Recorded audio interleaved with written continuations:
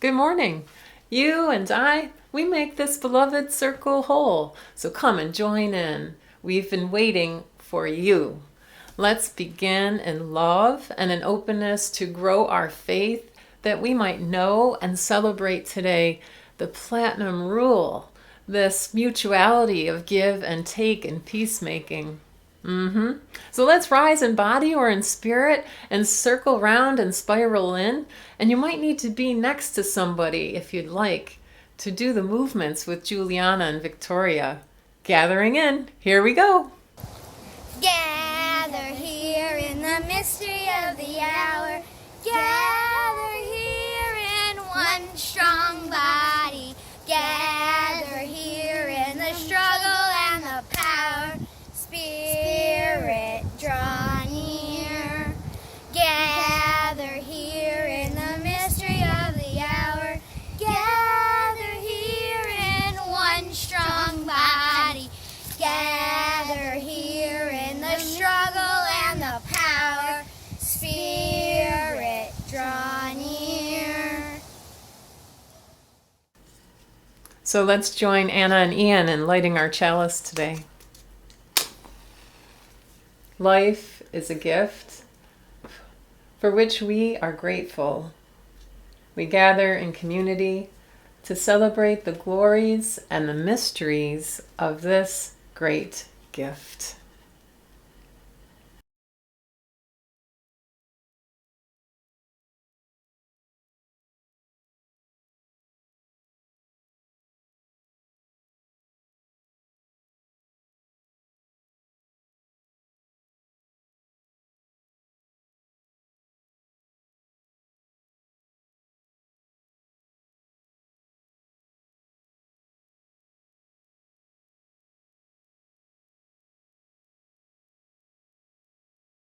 So for our caring awareness practice today, we're going to be focusing on our interdependent web of life, and especially the white corn plant. The reason why this white corn plant is so important is because it is sacred to the Seneca Indian Nation peoples. It represents a key part of food sovereignty. You say that word? Sovereignty. That means the power to choose or to rule something oneself. So food sovereignty means the power to choose and rule the power of that food. So for Seneca peoples, the choice of the kind of corn, not just any corn around the country, right? But the choice of the corn that was grown here in Seneca Indian Territory for over 1,000 years, to be able to actually have kernels that are descended from that native plant. To grow it in a way that is the same way that is in line with cultural and precious traditional ways, right? So not the way that other places in the United States might grow it, but specifically the way that Native people understand the relationship of person to plant. And that is specific to the way it is planted, the way that it is cultivated, the way that it is picked, the way that it is processed after, and its treatment, right? So all of those ways, very, very different than out in the wider United States, which has a very different way of growing and processing food. And the third way, you can actually increase your own people's health and their very lifespan by eating good, nutritious native food. So we're ready to begin. I'm going to invite you to either stand up tall like a stalk of corn or sit up and be able to feel that stalk right down your spine. Just take a breath.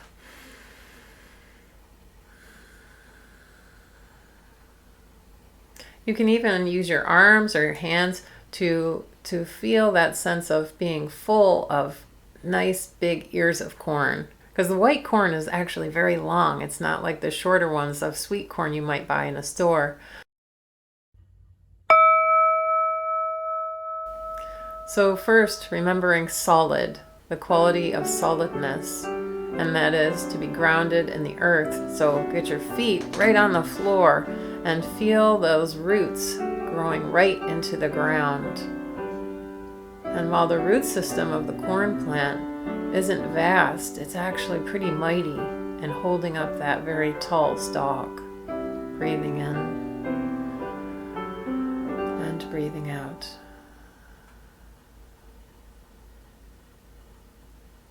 And next, to be focused on flow. Remember, that's the second quality of nature that is also in us. So in this white corn plant, it could be the flow of energy that's coming up through the roots. It could be the sense of flow of filling up all of these tiny little kernels. Breathing in and breathing out. And the third thing is this openness, the open air. So being able to know that that corn plant is rising up into the sky, breathing in and breathing out.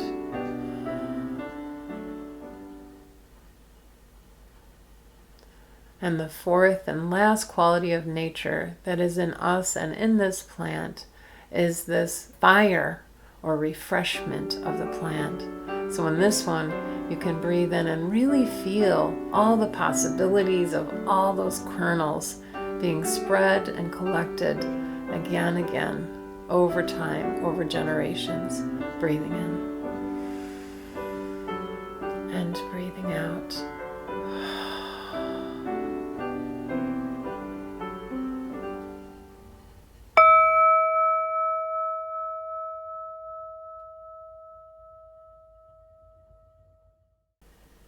For our moment of inquiry today, I have a question for you, and we're going to use the wisdom from science and humanism. Science and humanism give us some really good ideas as human beings about how to live well in the world. So, I have a question for you, and that is, what do you think that this hermit crab and sea anemone have to teach us? What good idea are they living in their world? Well, here it is. Sea anemones like to hitchhike on the back of hermit crabs, scoring a ride across the seabed, and dining on the crab's leftovers. And the crabs don't mind these scavengers. In fact, they actively recruit them. A crab will walk up to an anemone and poke it with its pincers, signaling the anemone to release its grip from the seafloor and jump on the crab's back. From there, they protect each other to the bitter end. The anemones use their barbed tentacles to fend off hungry octopuses and other predators that can pierce through the crab's tough shell. And the crabs return the favor by driving away creatures that like to eat the anemones, like starfish and fireworms. It's a shared protection strategy with some free food on the side. That's right. Mutualism is a kind of relationship in the ecosystem of our world where two beings are in relationship and each being has their needs met, so they have the resources that they need, and they have safety with each other. So they are in this give and take relationship. They don't have the same needs, right? Their needs are not the same. They are very different creatures, but they exist together so that they both survive and thrive in their worlds. A very important lesson for human beings, right? And how to share, to give and take. And really, it's all about we're better together, right?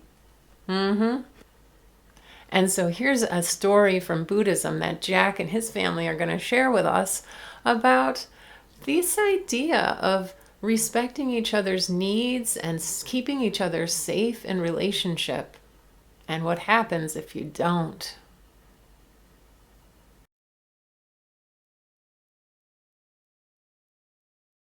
On a rich farm in India, a beautiful black calf was born. He was so perfectly formed and so strong that his master named him Beauty.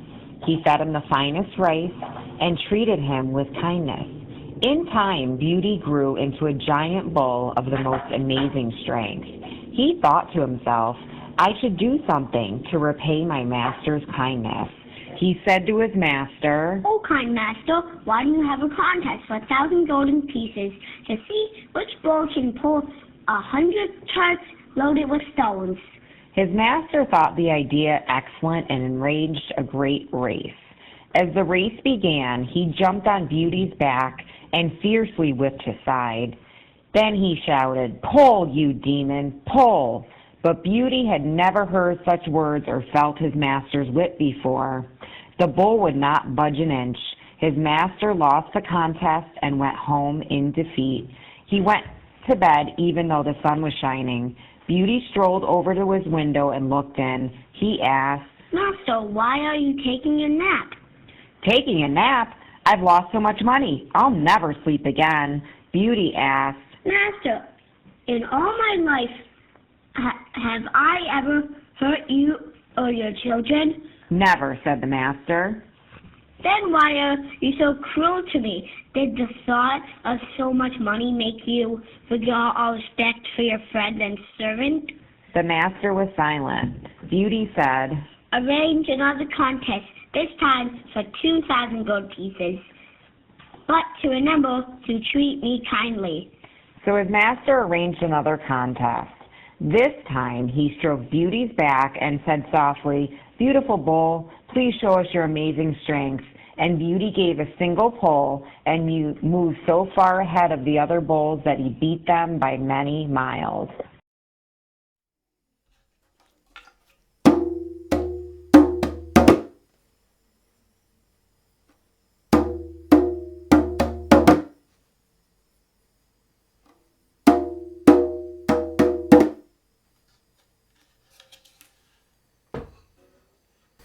So today, in response to this story, I'm going to invite us to do something different, and that is to chant. Chants are used in all different religions to help build our awareness and mind and heart and body of something that is true for us. This chant was shared by Yogananda. Yogananda was a guru who came from India to America to share other ways of viewing and being in the world, especially in meditation. So see what you wonder about when you sing it, especially in relationship to this story. Marianne's going to lead us.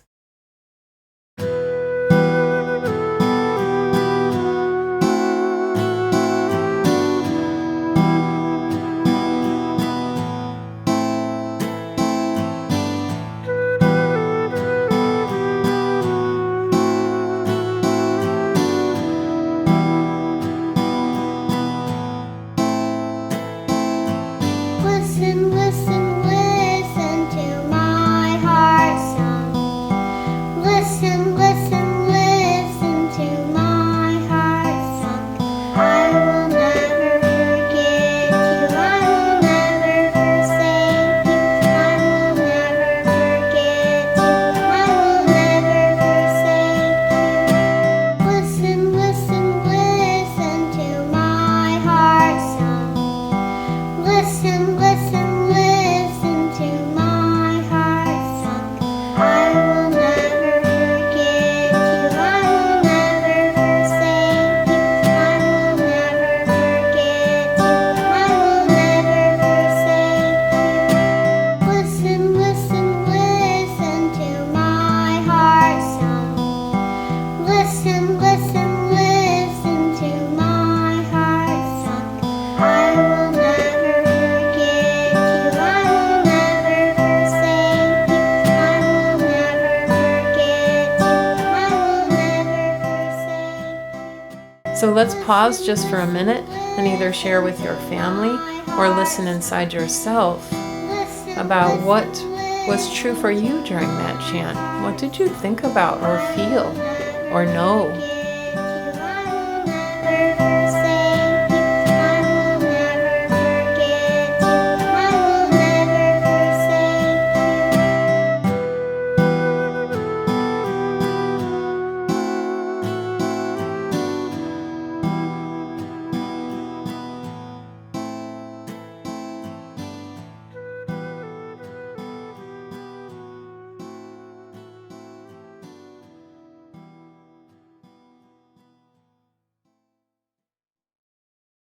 The first thing that this story really reminds and teaches me about is our second principle, which is justice, equity, and compassion in human relationships. Such a great example of when we use our power over versus power with. right? Power over results in harm and trauma and pain for people. Power with means that we have success, that we bring in all the good energy and strength of different people. It reminds me of Joe Biden's words this week of the power of our example, right? Leading with the power of example versus the example of power, right? So true. We know that the bull could have used its power to overpower the whole entire farm, the house, the man, everything, because it was so strong, but made a choice to call the master back into accountability for his behavior. Wow.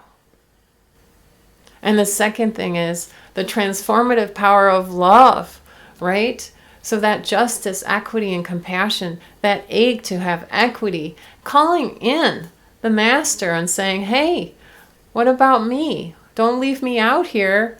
I need to have my needs met too, and you're treating me in ways that I don't ask for.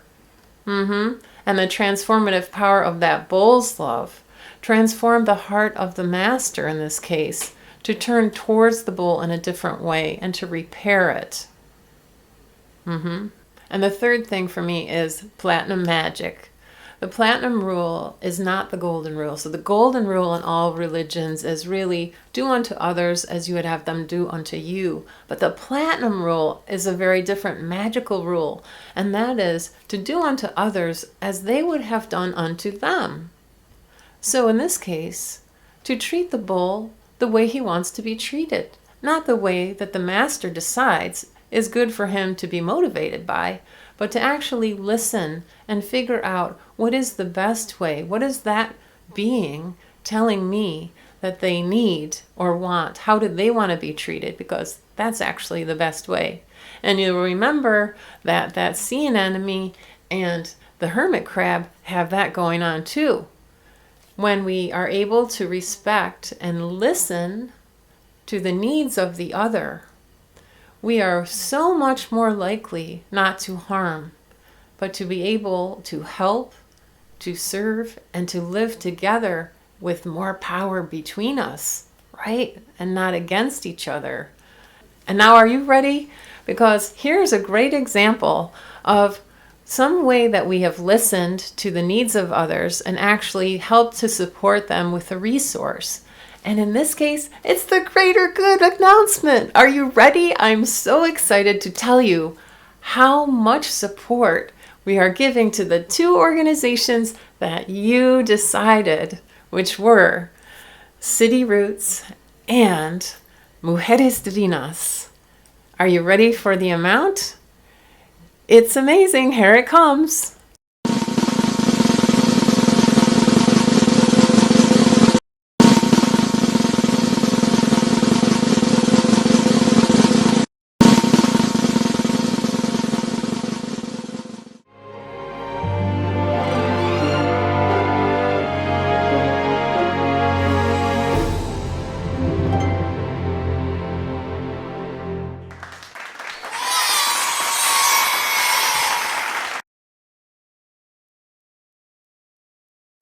Let's join our hearts and minds together in a Buddhist prayer called Boundless Goodwill.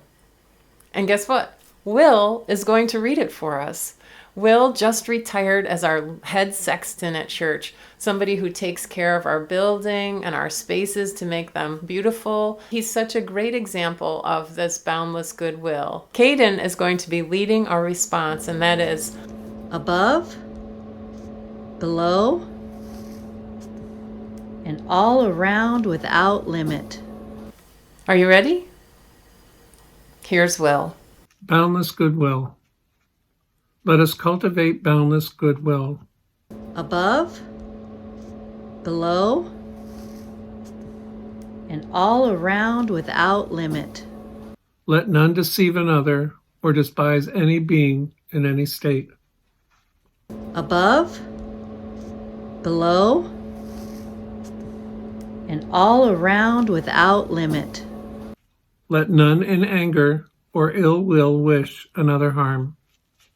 Above, below, and all around without limit. Even as a mother watches over her child, so with boundless mind should one cherish all living beings, radiating friendliness over the whole world. Above, below, and all around without limit. Above, below, and all around, without limit. Great big love from church, and so much hope for that platinum magic of listening to each other's needs and living in mutuality in ourselves, in our families, and in our culture.